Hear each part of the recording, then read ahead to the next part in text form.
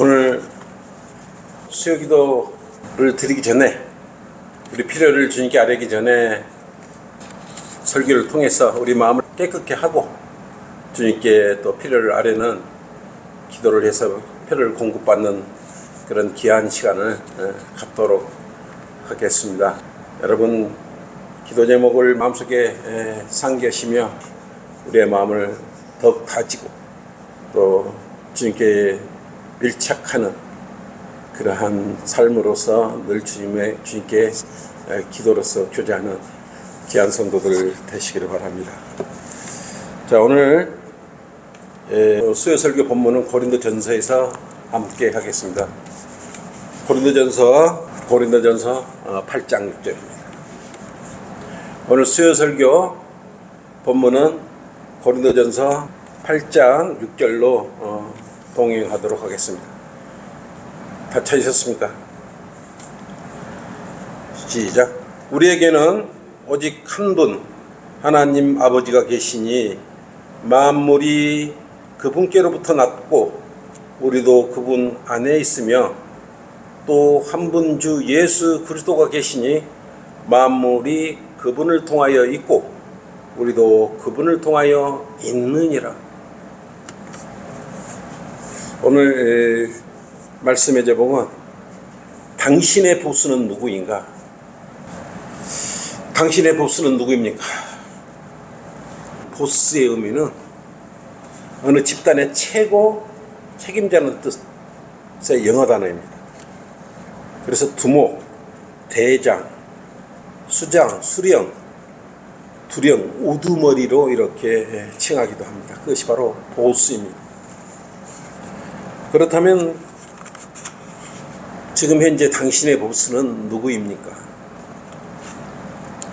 인생에 있어서 보스를 잘 만나는 것도 복입니다. 그 보스가 웬만한 것은 다 해결해 주는 그런 보스라면 더욱 좋겠죠. 왜냐하면 보스는 맨 앞에서 결정하고 대오를 이끌며 그에 따른 일들에 대하여 책임을 져야 하는 막중한 역할을 하기 때문에 그렇습니다. 인생에서 보스를 잘못 만나면 또한 함께 재 속에 빠져들기도 합니다. 보스가 잘못 판단해서 만약에 전쟁 속에 몰아넣는다면 그 소용돌이 속에서 칼이나 총이나 이렇게 또 포탄에 맞아 죽을 수도 있습니다.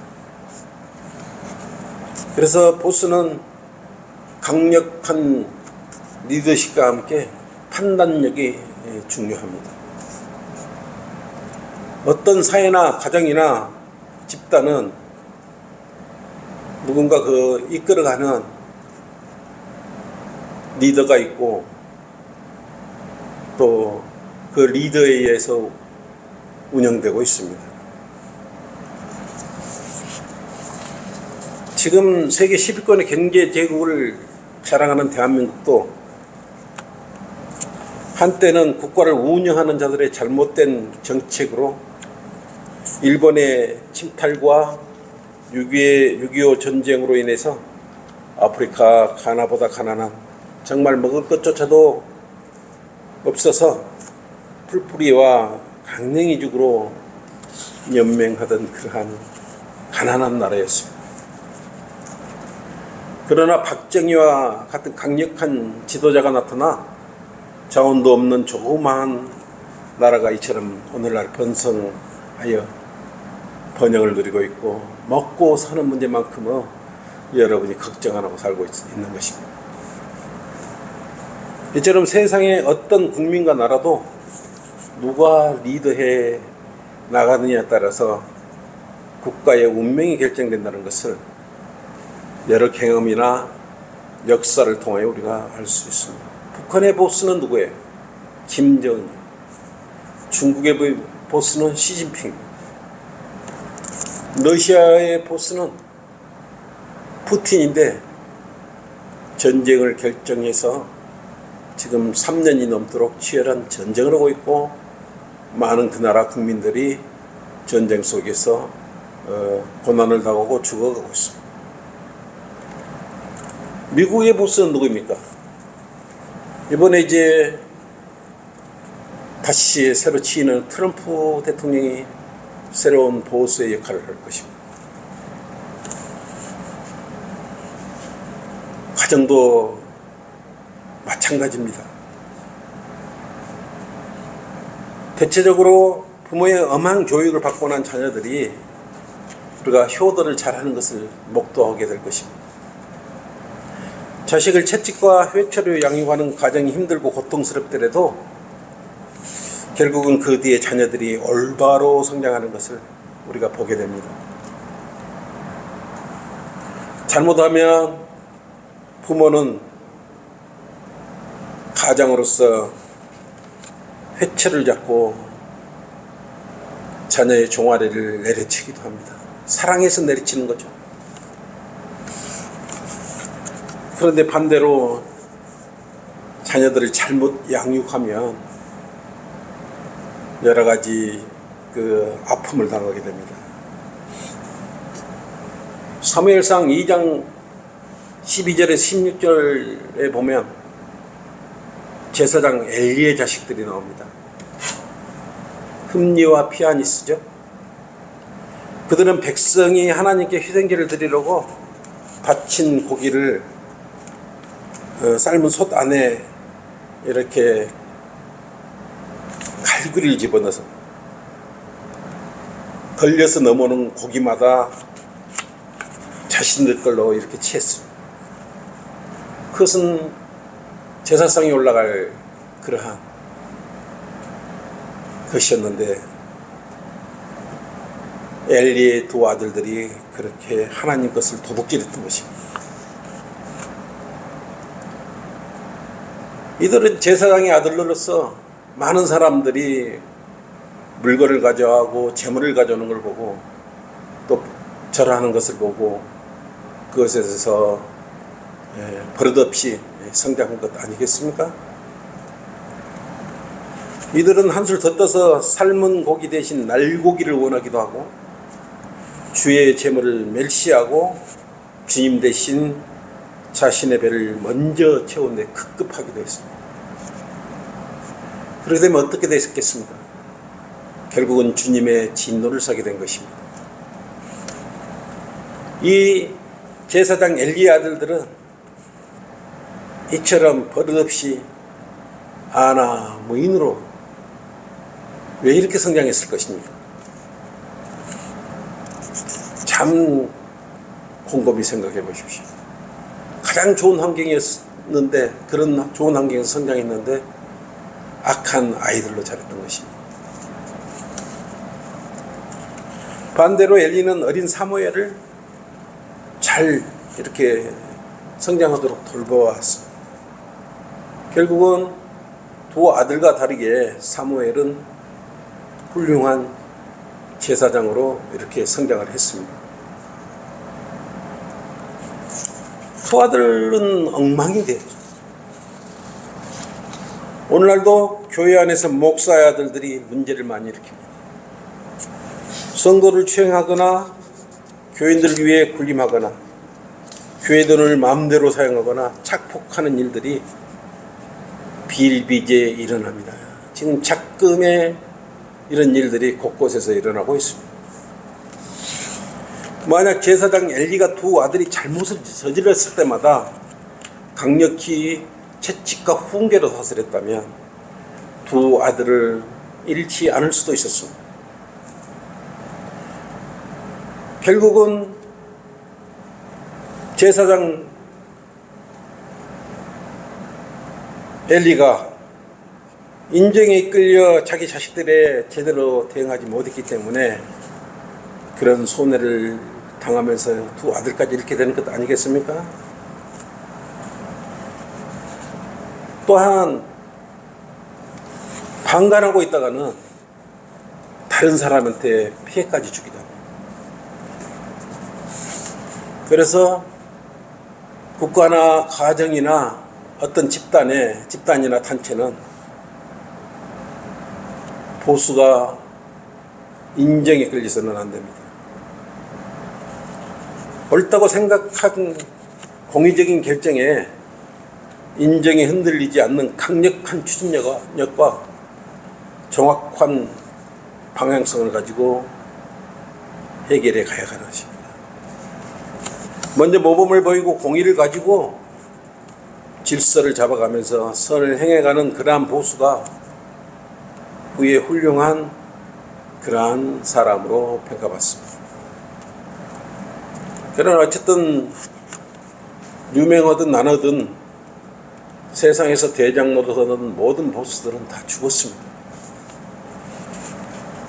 첫째, 당신의 보수는 누구입니까? 헤롯 왕은 왕으로 공의를 집행해야 함에도 불구하고 개인적인 흥에 겨워 즉흥적으로 춤을 잘 추어서 자기를 위안하는 헤로디아의 딸에게 춤을 잘 춘다면서 원하면 왕국의 또 절반이라도 주겠다는 파격적인 제안을.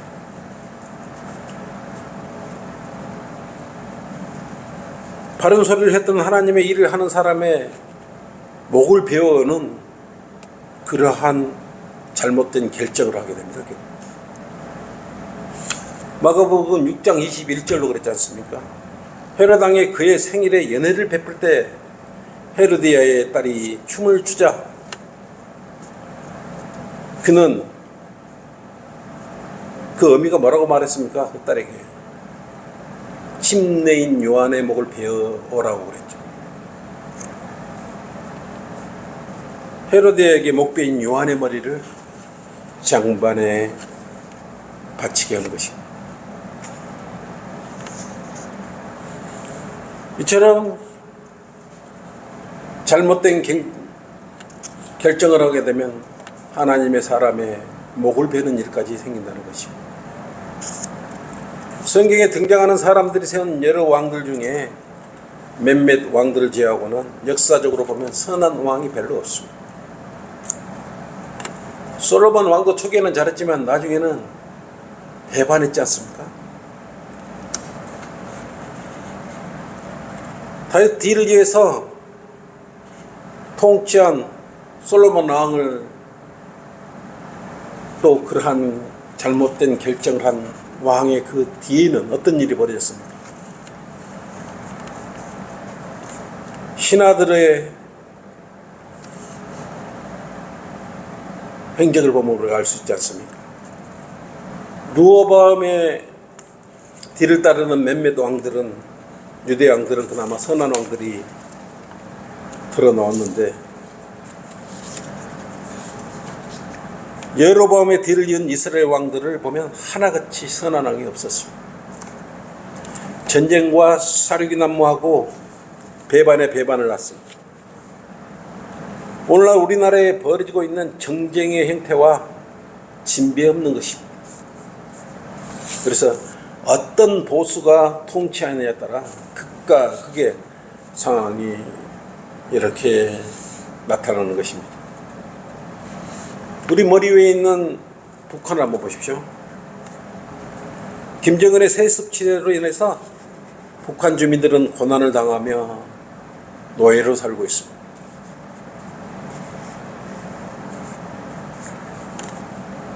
그런다고 이 나라의 자유민주주의 안에는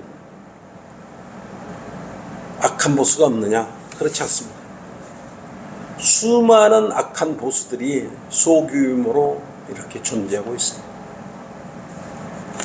조직폭력배의 우두머리라든지 마약과 관련된 보수라든지 세상 곳곳에는 악한 보수들로 넘치고 있습니다. 이러한 악한 보수가 행하는 일마다 말 그대로 이것이 무엇입니까? 악인의 쟁기질입니다. 악인의 쟁기질 뒤에 남은 것은 오로지 죄의 결과로 인하여 참혹한 결과만 남는다는 사실입니다. 그래서 모조리 단체로 교도소로 가고 또 그 보수를 따르던 추종자들은 결국 갈 길 잃고 하나뿐인 삶을 마감하기도 합니다. 그래서 보스를 잘 만나야 합니다. 세상에는 진정한 공의를 추구하는 그러한 보스는 거의 없습니다. 그리스도인이라면 세상 속에서 보스를 찾으려고 한다면 아예 포기를 하십시오. 성경은 의인은 없나니 없다도 한 사람도 없다고 했어요. 세상 속에 의인은 없어요. 의인 보스도 없고 보스 의인도 없습니다. 결국 겉을 보고 판단에 따라간 그 보스를 따라가다가는 패가망신 당하고 고통만 당할 것입니다. 둘째, 당신의 보스는 누구인가? 아버지가 계시니 만물이 그분께로 났고 우리도 그분 안에 있으며 그랬습니다. 사람으로 세상에 한번 태어나서 이왕이면 제대로 된 보스를 만나야 될 것 아니겠습니까? 그런데 판단할 때 겉모습이나 외모로 판단을 하면 후에 막급할 것입니다. 성경은 외모로, 즉 겉모습으로 판단하지 말라고 했지 않습니까? 요한복음 7장 24절로 외모로 판단하지 말고 의로운 심판으로 판단하라고 했습니다. 외모로 하다가는 여러분 패가망신하는 경우가 많습니다. 소년 다윗이 상대했던 골리앗은 어떻습니까? 사무엘상 17장 5절 7절로 소년 다윗이 상대했던 그 상대는 육중한 예모를 가진 골리앗이었어요. 등치가 얼마나 컸겠어요? 사람들은 혼미해져서 외모를 보고 판단해서 겁을 집어먹고 싸울 용기를 잃어버렸습니다. 그렇지만 하나님을 의지한 다윗의 조그마한 물매에 쓰러지고 말았어요. 거대한 등치가 조그마한 물매 돌 하나에 쓰러지고 이마에 깊숙이 박혀서 쓰러지고 말았습니다. 그를 추종하는 자들까지 모두 다 도망가 버렸어요. 오늘날 교회 안의 사건 목사들을 보십시오.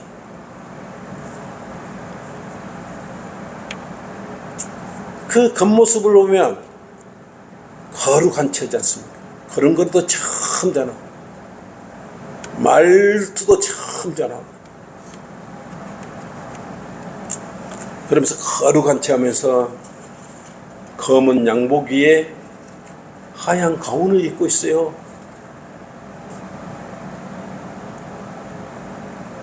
여러분 그것을 많이 봤을 것입니다. 약탈하는 1위는 하얀 양의 털을 쓰고 양의 털을 덮고 이장하고 양무리에게 다가오는 것이에요. 마태복음 7장 15절로 그랬습니다. 이런 자들이 선두에서 하나님을 들먹이며 혓본 소리로 말할지라도 여러분은 속으면 안 되는 것입니다. 그들은 조그마한 이익 앞에서 그들의 더러운 본색을 드러낼 것입니다.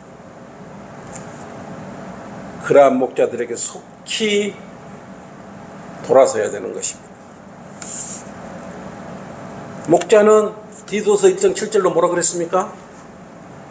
감독은 하나님의 청직으로서 비난받을 것이 없고 자기 고집대로 아니하며 쉬 화내지 아니하고 술을 즐기지 아니하며 후타하지 아니하고 더러운 이익을 탐내지 아니하며 그랬습니다.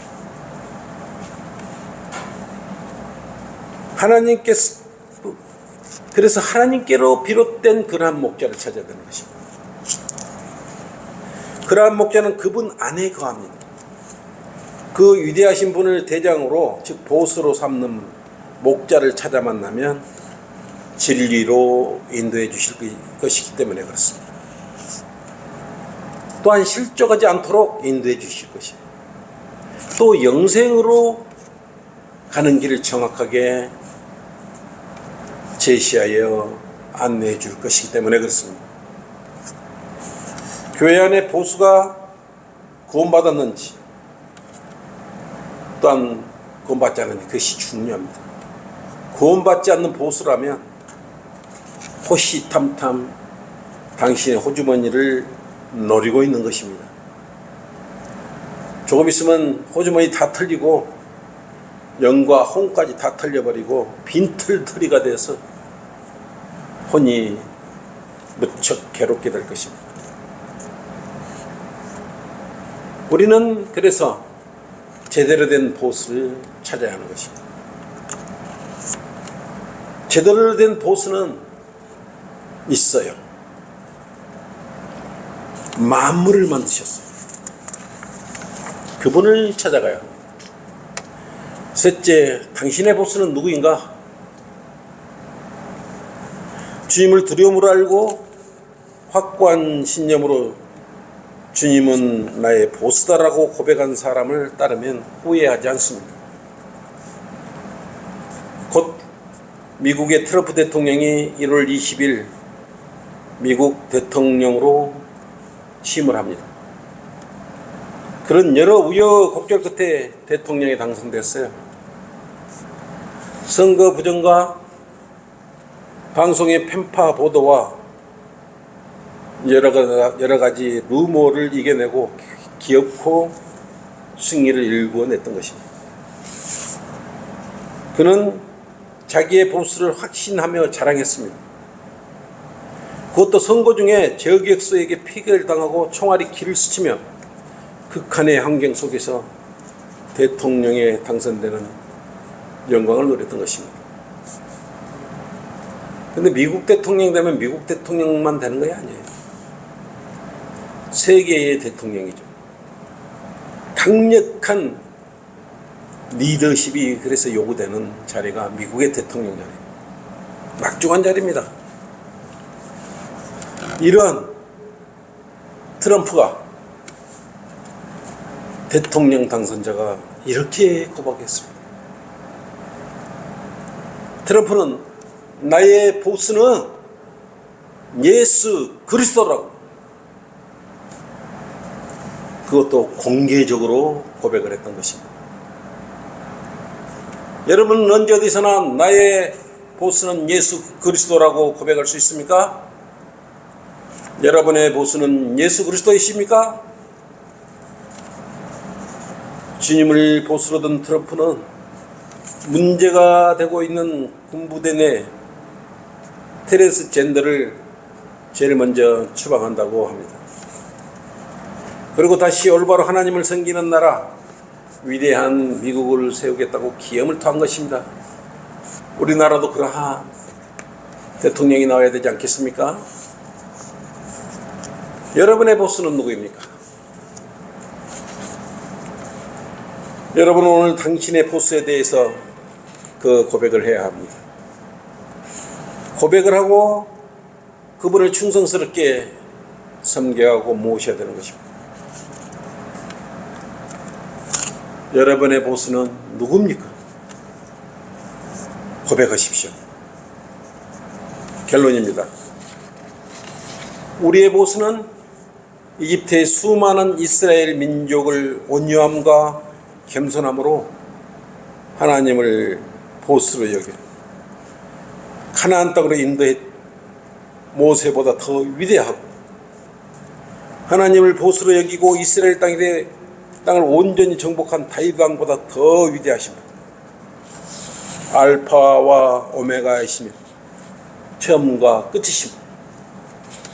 하늘들을 섭리로 통치하시는 그분이 우리 그리스도인의 보스라는 사실에 여러분은 감사하고 감동하시기 바랍니다. 그리스도인의 보스는 힘없는 보스가 아니에요. 진정 하나님을 아버지로 둔 자녀들은 그래서 만복을 가진 것이기 때문에 그렇습니다. 멸망도 없고 고난도 없고 기쁨이 가득한 곳으로 인도해 주실 유일하신 그러한 분이요. 그분이 우리의 보스예요. 우리의 보스는 본문의 8장 고린도전서 8장 6절처럼 오직 한 분 하나님이에요. 한 분 아버지시에요. 또 모든 만물을 지으시고 우리도 그분 안에 있는 것입니다. 또 한 분 주 예수 그리스도가 계시니 만물이 그분을 통하여 있고 우리도 그분을 통하였다고 그랬습니다. 바로 우리의 삼위일체 하나님께서, 우리 주님께서 우리의 위대한 불멸의 보스라는 사실입니다. 그 위대하신 분이 우리에게 먼저 손을 내밀어 주셨음에 감사를 드리기 바라며, 또 그분의 일에 힘써 동참하여 주의 종으로서 주의 일을 하시기 바랍니다. 이것으로 설교를 마치고 기도 제목을 펼치겠습니다. 한글 김재림 선생님이 개인 사유화가 되지 않도록 말씀 보존학기를 지켜주시기를, 또 마귀들의 공격으로부터 성경 침례